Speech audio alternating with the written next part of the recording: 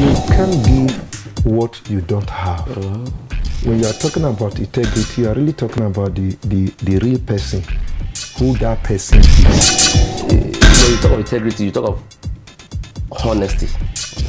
To be honest. And to be honest means to be trustworthy, to be truthful. And politics is science and art of government. Politics is about the people. Yes. And if you talk about it in a deeper sense, it has to do with how people take decision on how to lead themselves.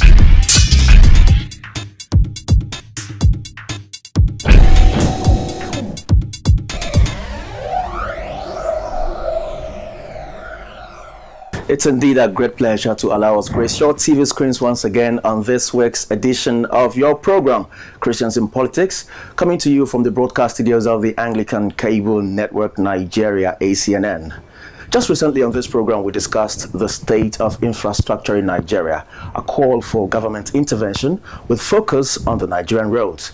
Today, we shall be talking still on infrastructure, but our focus shall be on the health sector in Nigeria. The Nigerian health care system is organized into primary, secondary, and tertiary healthcare systems. The local government areas are responsible for primary healthcare. The state governments are responsible for providing secondary healthcare, whereas the federal government is responsible for policy development, regulation, overall stewardship, and providing tertiary healthcare. Have they lived up to their responsibilities in comparison with other countries? What is the state of the healthcare system in Nigeria? To provide answers to these and many more, we shall be discussing with Dr. Henry Ewunono, who is a pathologist and medical activist here in Abuja. You're welcome, sir. It's my pleasure to be here. And I also have our very own Venerable Joseph Unwaya, who is the Director, Civic and Political Affairs in the Church of Nigeria and Director of the Department of Justice, Peace and Equity in the Church of Nigeria Anglican Communion. Venerable, you're welcome to the program. Thank you. My name is Chukweme Kalum Anyekwa, and straight ahead we begin to get perspectives on today's topic. Let me begin with you, Doctor. Can you tell us what is the state of the healthcare system in Nigeria? Thank you once more for inviting me. That's a very complex question in that you want me to perhaps give a one-line summary of a book that is in volumes, perhaps 100 volumes. Well, there are many ways of looking at this. The question is the state of healthcare delivery in Nigeria. So perhaps we are going to use indices.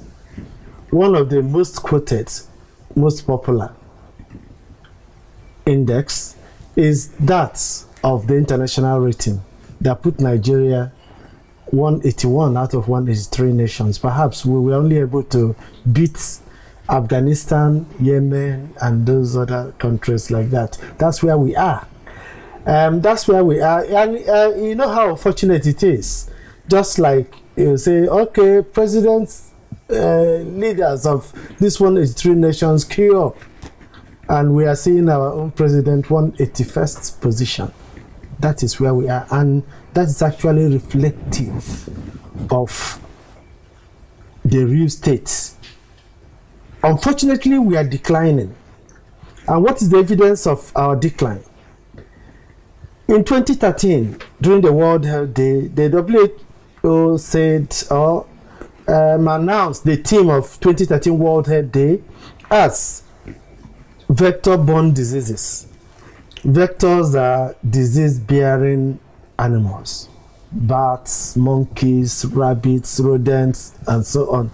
And they said these are diseases found in areas that have been long forgotten by development. Meaning that these are areas, diseases found in very primitive societies. So don't be confused with Transcorp Hilton, the big fine bridges in Abuja, the wonderful 1 million lane roads. Health-wise, we are still very primitive. So the state of healthcare delivery in Nigeria is that it is an abysmally low, highly unacceptable position. Of course, that's why anybody that is above 52 years has cheated nature in Nigeria, because life expectancy 53, for men, 56 for women. I heard it dropped to 40 something. I'm not sure about well, that. There was a time it started rising some years ago, but right now, I think we are seeing a decline with monkeypox, chickenpox, Lassa, all sorts of things, diseases. The plague, things that you used to read in books of medical history, they are reappearing again, and they all point towards a direction. You people are not doing well in this direction. Of course, day after day, we continue to see more desecration in holy places. I cannot imagine that the president of my country perhaps will develop headache and will be taken to the clinic where he's supposed to be treated. And he gets there and they say there's no paracetamol. And they say, Mr. President, we cannot do your test till your driver goes to buy needle, syringe, and so on, as has been reported by none other than the doctor. We'll get to that, sir. Yes, we'll get to that. You're asking me how we are. Yes. We are not doing well. You're a stakeholder in this system. What is the problem? Is it funding or human resource? What's the problem? I hate to talk of that. I don't know how to call it. A particular phenomenon called the Nigerian factor. The 1999 Constitution, as amended, placed health in Chapter 2, which is Fundamental Principles and Directives of State Policy, unenforceable rights, meaning that health was an orphan until President Goodluck Jonathan gave us the National Health Act. What has National Health Act come to do? What is it supposed to deliver? It is supposed to set the framework for establishment, management, development, regulation of Nigeria's health system. So if this type of law is coming 100 years after amalgamation, 40 something years, oh no, 57 years of independence. Yes. So you now know that perhaps we have just been rabble-rousing, running around, making motions without movement. So the problem has been fundamental. One of needs assessment. Like you asked me, where are we? It is when you know where you are. People will say, the man who has not known where rain started beating him will not know how to start. So we have not known where we are. So we cannot plan effectively. All the problems you see, health sectors going on strike, financing issues, are symptoms of absence of the regime of proper planning, proper resource prioritization, keep putting our money where our mouths are, setting priorities right, discipline, not putting the filthy hands into the resources meant to provide help for the people. Then administration, applying that, like you said, overall stewardship. That's what the Federal Minister of Health should do. And you also said something in your intro about the 3 tiers, how local government will cater for primary health care.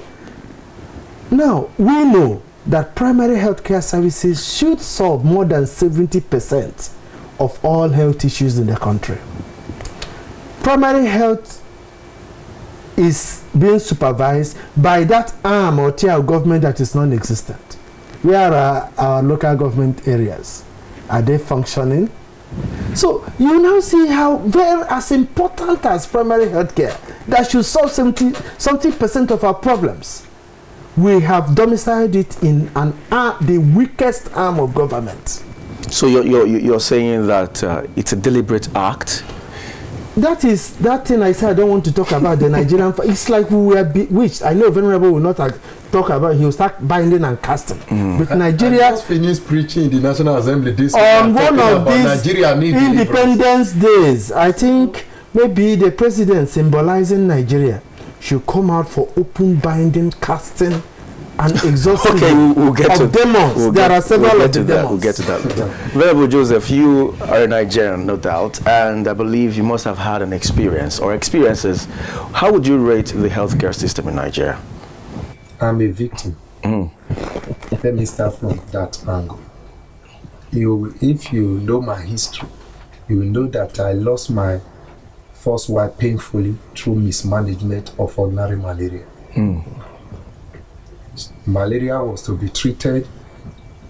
They handled it in the usual way in Nigeria. Talking about Nigeria factor, at the end of the day, they discharged this poor woman. In the evening, somebody that was discharged today, in the evening of the following day, she slumped, only to be gasping for breath. And we rushed her to the hospital. That was on a Saturday. And they said because it's a Saturday, they cannot do ECG, they cannot do X-ray because they cannot assemble the staff. And so they were calling me to corner to say this is called panic attack. I said, how did you know? What is she panicking over? So only to cut the whole story short, only for me to go to a private hospital the third day, which was Monday morning. And they discovered that the lungs were filled up with the fluid that they were injecting into her body in the name of trying to treat malaria. So she was not able to breathe from that Saturday till Monday morning. And between that Saturday and Monday morning, they were administering Lagatin to her on consistent basis to calm down the brain. And at the end, when we discover what has transpired on Monday, they drained her of those water. She could breathe. She came back to herself, but the brain had been damaged. There were several involuntary actions that could not be controlled. And that was how the healthy woman was sent to early grave just overnight because of malaria. So sorry to hear about that, sir. Now, talking about the experience, because it will open our eyes to what is happening in the health sector. When that problem of involuntary action started, the legs were knocked off. And they said she needed physiotherapy. Okay, they gave me the bill for each session, morning session and evening session. I said, okay, I don't want a situation where I'll be running, or they say there's no money. I paid for 2 weeks. After paying, I went to the ward to go and pick her to come and take the first session. By the time I came back to the physiotherapy session, they have locked the door. I said, what is going on? They say there's strike. So they can no longer attend to me. So what do? We took her to the central hospital. After you have paid for the treatment? After I have paid, no refund, nothing. I took her to the next, what they call central hospital annex, directly put behind State House. And it is meant to attend to dignitaries from the State House if there's an emergency. She was there. Then when she needed oxygen in the night, we suddenly discovered that hospital have no oxygen. So, sorry, what was this happening in Abuja here or somewhere? In the city. Oh. I will tell you about Abuja that happened 2 weeks ago. Wow. So we said, what do? The poor woman was dying, and the nurses beckoned on us that the only remedy is if we can run to the sickle cell hospital close by and beg them for oxygen to borrow. So we ran there to go and appeal. I introduced myself to them as a priest. They agreed to release the oxygen with the cylinder, everything for me. I brought it to them. As they fixed it, she started inhaling it and was beginning to regain herself and were beginning to calm down. We heard them shouting in the sickle cell anemia hospital that, oh, there is a crisis, so go and tell that reverend to bring our oxygen for us. They ran down, removed oxygen from my wife's nose and took it back to that very place.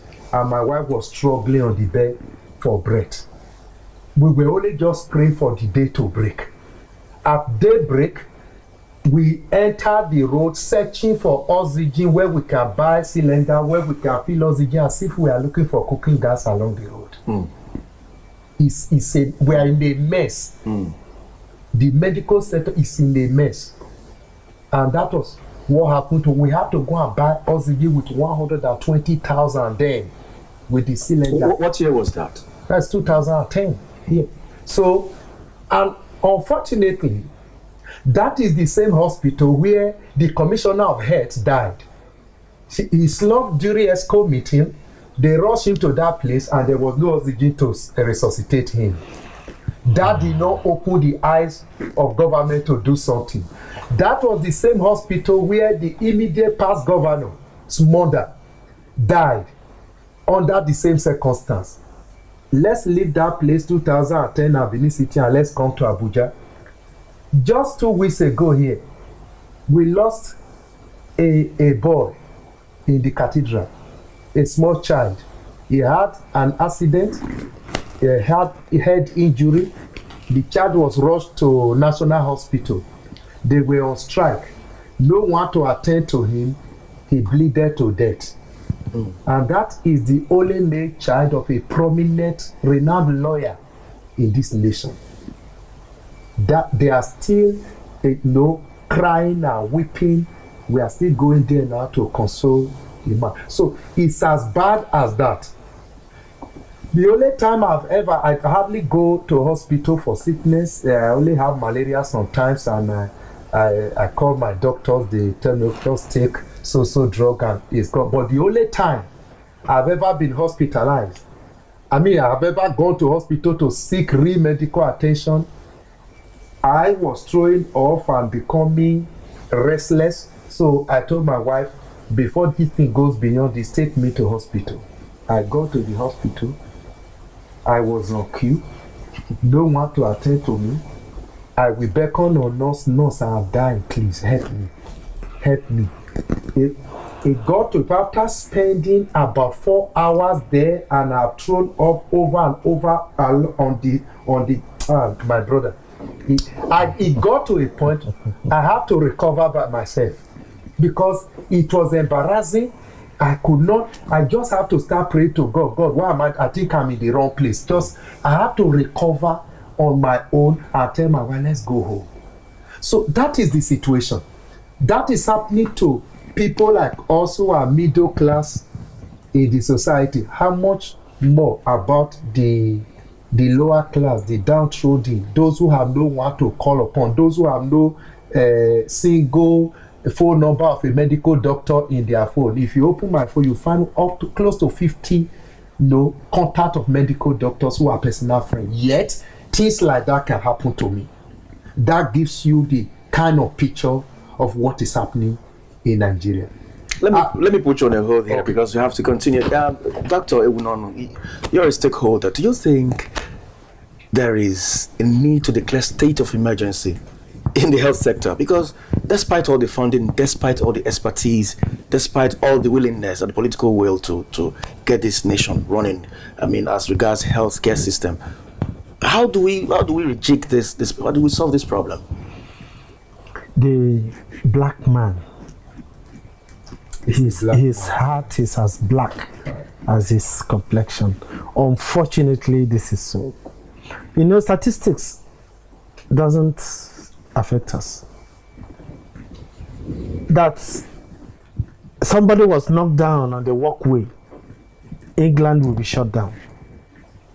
London, the city of London will shut down. Here, it doesn't affect us. The time to declare that state of emergency was like 20 years ago.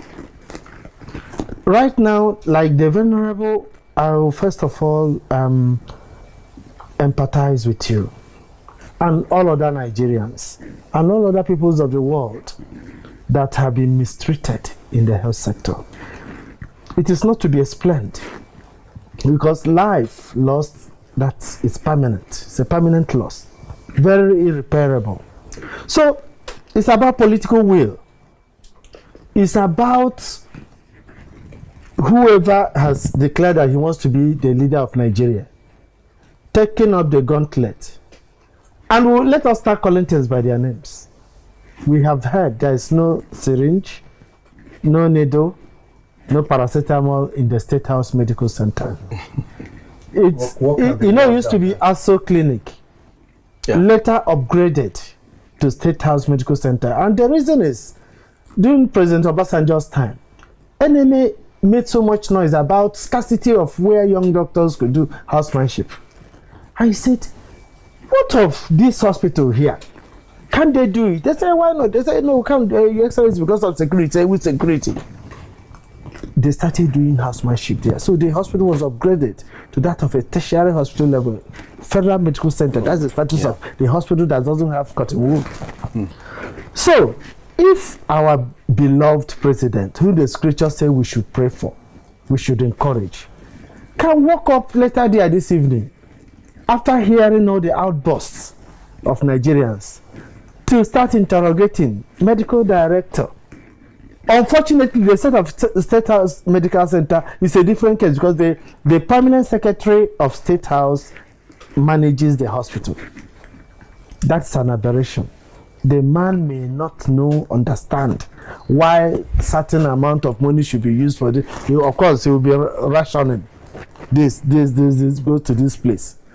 So you're asking me whether we need to declare state of emergency. Have Nigerians asked why President Obama reached Ghana and refused to come to Nigeria? Let me tell you the truth. Venerable, we are just surviving.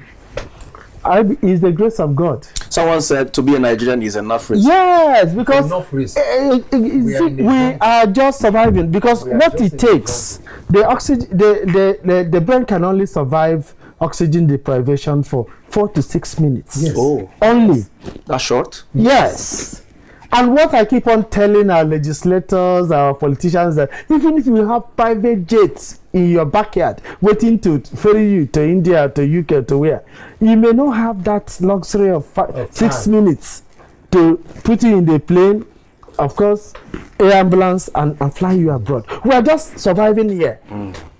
Optimum care, no.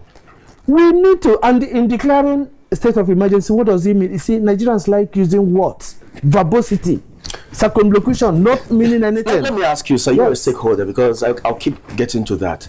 These men, Venerable, these senators always fly abroad for medical care. Yes. The statistics just came out that Nigerian senators are the highest paid in the whole world, and they earn more than the president of the UK and the US. Yet we cannot provide or make legislation for good healthcare system in this country. What do you, I don't get it, because we have a minister of health who is a professor, and everybody's expecting him to have done magic within the first 2 years, but nothing seems to be working. Okay, let me take it from you. You just heard 2 days ago that Minister of State Petroleum Resources could not see the president. As important as petroleum resources. So, do you think it's Minister of Health that has thorough faith to Mr. President? I say Nigeria is a different place. But back to that, your question.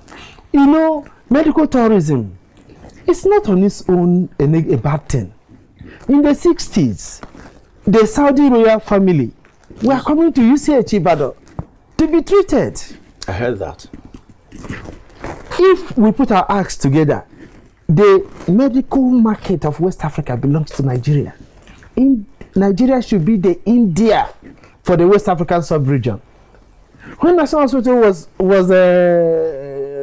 newly established, people from Cameroon, Niger, Chad, they were coming there for cancer treatment. My dear, Nigeria has, as of today, as we speak today, there are only 2 cancer treatment machines working in the whole of Nigeria. That is one. I heard it. Okay, no, there are Ibadan's up now. Zaria is up now. It was only one in the whole country. And you know the bad aspect of it? From, let's say, Owerri, the patient will be referred to Enugu. That's supposed to be a cancer treatment region, center for that region. Enugu said, sorry, our own broke down yesterday. Go to Abuja. They call Abuja and say, Abuja, yes, it's working. As the patient is coming in, waiting for it, they say the machine has broken down. Go to Zaria. The next day, the patient goes to Zaria and discover that the machine is not working. So don't worry, since you are here, get to Sokoto. That is the travail.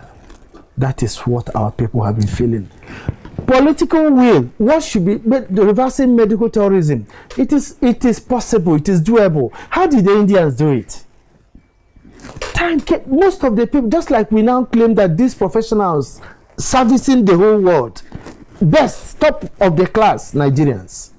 So what the Indian government did, that these people came to and said, please encourage us. What we are doing in Europe and America, we can do it in India. Please give us incentives. Give us tax holiday. Zero duty on medical equipment, drugs and things we need to do. Give us other incentives. Let us come to establish. We will contribute meaningfully to the GDP.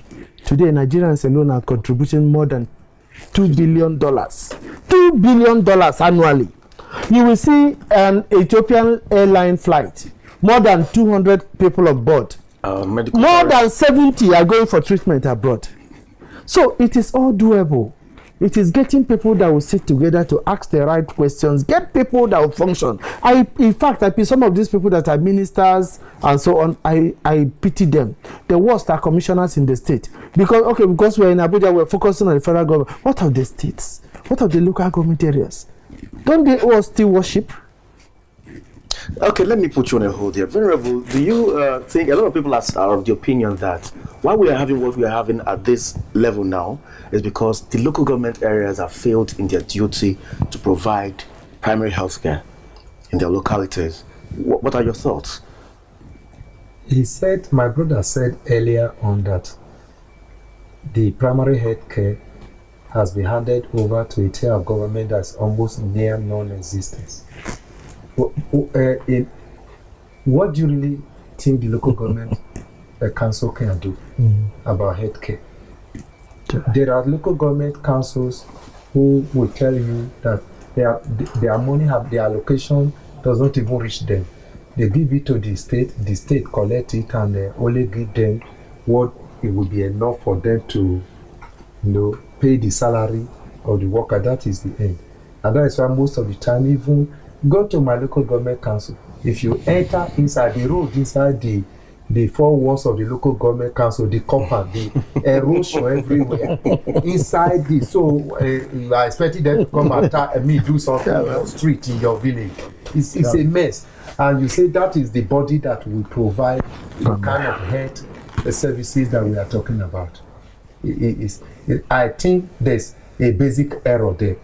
And I think it's a high time Nigeria government makes all the tiers of government to function the way it should function. Maybe restructuring may help in that direction. I don't know.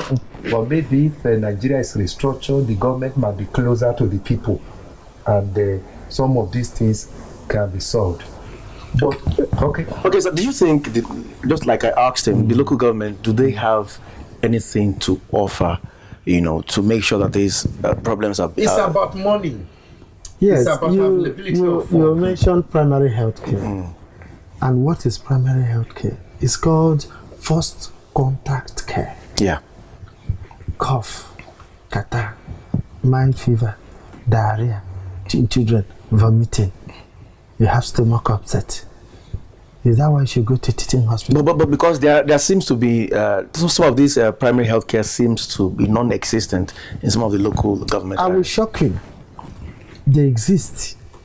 The buildings, some of them, overtaken by cockroaches. I participated in one program, data quality survey of the primary healthcare development agency some years ago. In some PHCs, we were driving away goats from the bed. I wanted to mention goats. Rats, it's a house for lizard, and so on, abandoned. Sure. We said, where is the midwife or the community health extension worker? They said she has gone to the farm. We sent for her. She came back. I said, sorry, I had to go to the farm. Don't worry, when the women want to deliver, they will tell me. I'll prepare for them. So what I'm trying to say, remember, we are talking about organization, maintaining standards, oversight. You see, what Venerable was talking about, whether government, it has not worked in any society. The power belongs to the people, and the people should take that power and demand for accountability. When societies have changed, the people who rose up and say we cannot continue like this. They will affect that by changing the government in power. Unfortunately, our own politicians are the same. Whether they are Hausa, Igbo, religion, ethnicity, and so on. It doesn't. It comes just corruption, united in corruption, and not knowing what to do when they enter power. So it is difficult to say, oh, change this party and put this one back. So the people have to come back to say, why don't we have a hospital? We are tired of, look, in the East today, the main social activity is burial. People prepare for it because most people cannot afford meat again. They wait for the burial during the weekend to eat meat and eat rice. That is where we are. Doctor, I'll have to put you on hold and we'll go on a short break. When we return, we'll look at how to provide solutions and solve these problems that is trying to, eradicate our healthcare system in Nigeria. You're still watching the Christians in Politics, coming to you on the broadcast studio of the Anglican Cable Network Nigeria. Join us again.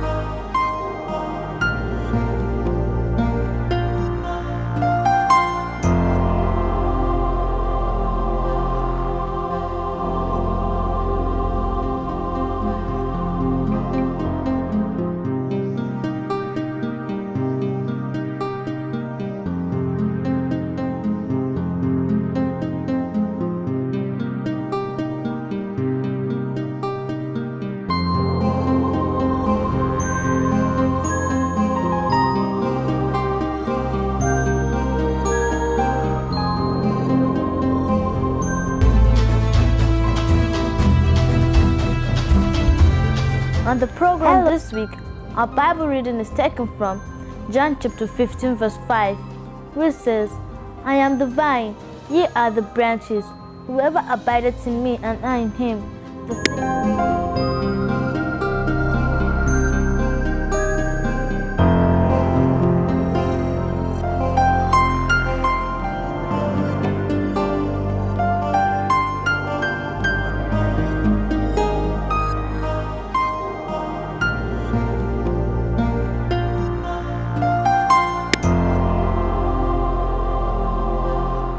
If you just joined us, this is Christians in Politics, reaching you from the broadcast studios of the Anglican Cable Network Nigeria, ACNN.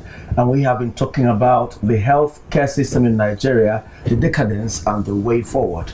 Dr. Iwunono, before we went on break, we were talking about strike and industrial action by the members of the NMA, the doctors and the healthcare practitioners. But before we continue, the NHIS was established in 2003 and in 2005. So far, how has it affected the common man, which is who are meant to be the beneficiaries of this scheme? Well, NHIS was flagged off in 2005 by President Olusegun Obasanjo. There were some issues. Of course, it had its own teething problems. 2005 to this is 2017, 12 years. Unfortunately, this child is still having teething problems. So don't you think this child is an evil child? That analogy can just be explained by that thing I said. I don't want to talk about the Nigerian factor, because countries, other African countries that began their own around that time, Ghana has hit 80-something%. Rwanda is almost 90-something%. Rwanda that is just coming back out of war. So NHIS started with what they call the formal sector, federal civil servants and so on. Then some private insurance schemes too that joined it. Up till now, it is still in contention, the actual coverage. The suspended or immediate past NHIS executive secretary said it is not up to 2%. The minister is saying above 5%. Whether both, what we can agree is that it is still below 10%, meaning that we have not done anything. Insurance, wherever, provides for access to the country's healthcare delivery system without financial hardship. Preparing for the rainy day. The awareness level is still low. Many people still don't know the benefits of insurance. Then that's the political will. Again, the Nigerian factor. Labor, organized labor in this country opposed it because of lack of trust. Pooled funds, they'll be deducting our money. We don't know what they want to do with it. They said, no, it's not our money that will be deducted. Up till now, labor is still kicking against it. So, part of the solutions to this is amending the NHIS Act to make it compulsory instead of the social voluntary scheme it is, to make it a compulsory scheme. Okay, before we get to the solution side, okay, are you a beneficiary of NHIS? Yes, I am, because I'm a federal civil servant. So how has been the service so far? Unfortunately, some people have not had it good. Experiences of Nigerians who access healthcare through NHIS have not been, some of them have been very unpalatable. Some have claimed discrimination because NHIS is not paying back to the service providers. So NHIS patients are second class, third class. Again, NHIS is paying, for instance, removing appendix. Appendectomy surgery, NHIS will just pay, let's say, 40,000. No, that one is too much. 25,000 for what their hospital ordinarily is charging 75,000. Cesarean section, removing a baby for women who might not deliver through the other routes, 40,000. So hospitals are constrained. Front-wide, they need this money. So NHI patients are not properly taken care of in certain settings. They are discriminated against. They are kept in certain sites of the hospital. They are not attended to promptly. What is causing this? The middleman in the health insurance scheme. All right, Honorable, are you a beneficiary of NHIS? No. Do you know of anyone who is? I'm on my own. I'm on my own for now. I've had some people who are beneficiaries, like what our brother have said. Some say they are attending to them. I've had one or two persons say so. Then I've also had some complain bitterly that they went to some of the service providers and they complain that they have not been properly funded. And so instead of giving them drugs, they send them out to the open market to go and get drugs for themselves, which ought not to be. And that is discouraging itself. You can hear what he talk about the organized labor. The organized labor are only afraid of all these continuous deductions because of the failures on the part of government to honor the simple or gentleman agreements in the past. So for me, the program need to be looked into and they need to be strengthened, because it's part of the solution to the problem of health care in Nigeria. Medical practitioners in Nigeria have always been accused of negligence and lack of care, despite having as their slogan, "We care and God cures." You had an experience, a very excruciating one. How was your relationship? How were you catered for by the health officials? Did you experience this nonchalant attitude, you know, and lack of willingness to help. Yeah, that is what I said at the beginning. Put yourself in my situation, that I decided to go to a hospital because I was not well.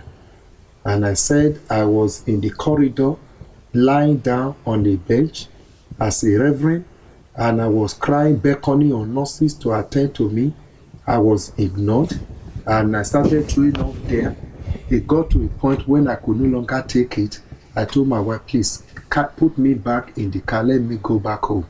And I went to a pharmacy along the road, prescribed for myself what I feel I need, and took it. So, thank God I'm well, which ought not to be. Now, what I've discovered generally, and which is the attitude of almost every other person in this country, is that when the problem has not yet gotten to our turn, we feel that it will never get to us. That's why I'm one person, I hardly pity pensioners when I see them protesting, because when they were there in the civil service, they dealt with people. They did not allow, most of them, let's not exonerate any person here, most of them, they did not allow fire to push, go to the next table, except you grease their hands. Now they are caught in the web. I've seen a chairman of what they call it, pension. There's a way they call, no, there's a way they call them in a state. The body that manage pension in the state, state pension board, state pension board. I've seen the person write prayer request and come and give to me to say, and when I open the prayer request, what is he asking me to be praying over? That her pension should be paid, her gratuity should be paid, that this is 3 years since she left office. I told Madam, if I say I will not pray for you now, or you will look at me as a wicked pastor. You were there, chairman of state pension board. What did you do to change things for Christ's sake? Now let's go back to the health sector. When you see the way some doctors treat people, well, let me not, doctors are a little bit fair. Nurses in particular, and other service provider in the health lab scientists, those who collect money, we issue receipt, those who they treat you as if they have been immune against sickness, as if they will never fall sick. That's why I'm beginning to wonder and ask, do you think it's spiritual? Because a lot of people feel some of these guys are witches and wizards. Wait, hold on. Itself from the pit of hell. Hold on. Let's go a little bit spiritual, because this is Christians in politics. It's a Christian program, and we are trying to provide solutions. In the National Assembly, I left there to this place this morning. What was the topic of my message there? Stepping up the battle for the soul of Nigeria. It's like there are demons holding Nigeria on the neck. They are strangling this nation. It's like demons have taken away senses, wisdom from our leaders, that they don't know what to do. The earlier we begin to focus more on to use prayer to redeem this country, the better. Why is it that nothing works for us? Why? What works for Ghana don't work for Nigeria is a shame. India is humiliating us. My brother, we were together in one hospital to see our patient of recent. Look at the embarrassment. This is a prominent personality in the church. The church have gather money together to take this woman back to India for a follow-up, but they have refused to give us visa. For me, it's humiliation. That's the Indian embassy you're talking about. For me, it's humiliation. It's God's way of calling us back. Why can't Nigeria provide this service? We went to a program in the south side of research, and the city governor was reeling out to us monies that disappeared from the coffers of the state over the year. Each figure that is mentioned is enough to establish a center of excellence in this country. Why can't the National Hospital be made a center of excellence? Is it that we don't have money to provide equipment? Going to India, is it about personnel? You think these people cannot do something? Just 1 minute. Go to these hospitals all over the world. You find Nigerians. We are getting to. They are part of the doctors. They are part of the nurses. Can't we provide this equipment for these people to help us, for Christ's sake? Why should a nation with about 170 million people, we are talking about one cancer treatment machine functioning, and cancer patients will go and queue up for 4 or 5 days? They are on queue. We'll get back to you. It's so disheartening. Doctor, what is responsible for this bad, ill attitude of health workers? Good. The nurses. It's good. I will take it from where Venerable dropped it. Now, in financial institutions, you have financial governance. In construction industry, you have building code. In the healthcare industry, there's something called clinical governance. Nigeria is yet to embrace clinical governance. Is that why the health officials are not? Attitude of health workers is just one of those pillars. In Nigeria, we have 12 pillars of clinical governance. And what is clinical governance? Protecting patients, promoting the welfare of the providers in tandem. I'm coming. Is it a duty of the government officials? I am coming. Okay. Let me tell you, if you are mistreated in any hospital in Nigeria, you have your fate to yourself. Why? The body, Medical and Dental Council of Nigeria, who you should report an erring doctor to, since this government came, they dissolved that body. It is yet to be reconstituted. When Nigeria was rated the most corrupt nation in the world, do you know what the white people said? They said the thing that made Nigeria's case the worst is that mistreated Nigerians have nobody to report. Nobody to report to. Just tell me, just like you go to Wuse hospital now and the nurse is rude to you.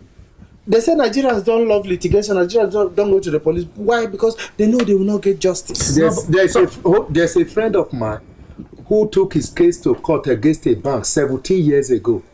He visited Abuja because his son was wedding 2 weeks ago, and I asked him, how far? He said, my brother, we are still where we are. That case is still going on for 27 years. For 17 years. And he said, in his shuttling between Benin and the town where they are doing the case, his motor have knocked Gene up to 5 times in 17 years, different cars. So back to what we are saying. We find there is something called public service rules. There are rules. Why do Nigerians not obey rules? Because of what the scripture said, that the king's rod is not to caress you, it's for discipline. The kings have refused to apply discipline because they themselves are not disciplined. No, but obedience has to be. I want to find out, why are the health officials, the practitioners, the nurses, why do they lack that I don't know what to call it, the empathy? No. They don't lack it. Many have. It's just that 1 or 2 bad ones. Just like we have bad people everywhere. There will be the testimony, the publicity generated by that one rude nurse in one hospital will outweigh, will travel faster. Is there anything the 99% that are good discussion where with this? Sorry, let me ask you a question. It's not 1 or 2. Is there anything the hospital management is doing to correct the erring nurses? Yes, one. You see, my challenge again is when the government officials are not doing well. When successive governments come, they throw away. There's no continuity. Remember, there's something called Savicom. Yes. And in a hospital, they have Savicom units. Units you can report to. Individuals will continue to err. The man's heart is full of evil. People who will continue to commit, certain infractions. But in the presence of enforceable rules, you go to a place and say, they don't take nonsense. So people will fall in line. When Nigerians cross over to Benin Republic, they will obey traffic lights. All right, let me go to Venerable Joseph now, sir. How do we bring solution? Is there anything the church can do to erect, to establish health centers instead of building churches and places? Can we have health centers? There are so many churches because we need to build individuals. Because in any system you are going to establish is individuals that will man them. So the church has to intensify the preaching of the word of God on the pulpit. The church need to make people to understand that they need to be their own brother's keeper. The church need to make people to understand that you are whichever job you are doing is an assignment given to you by God, and whether the system cannot get you to account for how you handle that particular assignment, everyone will give account to God on the last day. That is the first part of it, talking about reforming human beings that are handling these things. Then the second aspect of it is that the church need to really go into this medical sector too, seriously. Some churches have started trying hard on it, but we are looking at a situation whereby if the government is not ready to do what is expected, the church should be able to come up with a hospital which will be a center for excellence. To show an example. Yes, to show example. All right, because of our time, Doctor, what's your I would disagree. Practically speaking, with God, all things are possible. Who should be richer than the church? But as presently constituted, the church cannot compete when it comes to modern healthcare delivery. It's quite capital intensive. And you feel I will tell you where the church will come in. If it is high tech, that center of excellence, church may not be able to. By the time they buy one CT scan, buy one MRI, it is not coming again. Volunteerism is, spirit of giving is dying. Love of men is growing cold. I'm talking about a real business venture. Okay, fine. Now, but the people will not be able to afford it. And it comes back to the universities. Now, people say they pay tithes look at to establish universities and they cannot pay. No, let's leave affordability out for now. Let's have a center for excellence.